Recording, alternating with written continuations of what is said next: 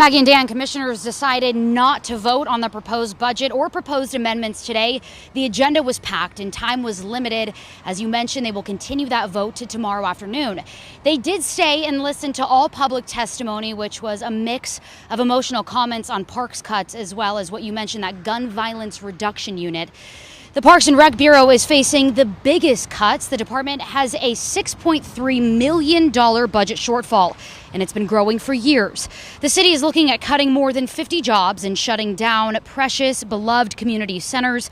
Commissioner JoAnn Hardesty is proposing changes to save jobs, calling for a freeze of cost of living increases for certain city employees, including herself and fellow commissioners. She's also pitching reappropriating Portland Police Bureau's vacancy savings and their body camera program. And separately, a contentious proposal getting rid of the police gun violence reduction team. Based on an audit, Hardesty says the gun unit racially profiles people of color, especially African Americans, when making traffic stops, and they can't prove those stops are effective.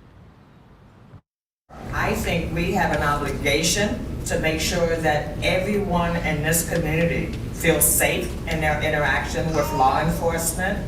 And if, as Daryl Turner says, we're desperate for patrol officers, these 28 officers being retrained and put into patrol positions makes the most sense to me.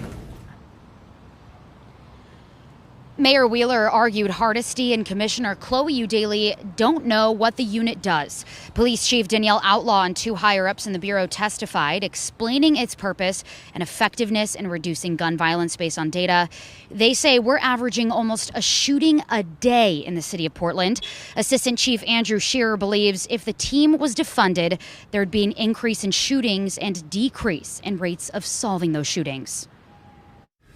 Since the implementation of this new gun violence reduction team model in October of 2018, the trend line for shootings in the city has trended downward. The team used to be called the Gang Enforcement Unit, but has since been changed. They're now not just focusing on gang violence, but on all gun violence. Back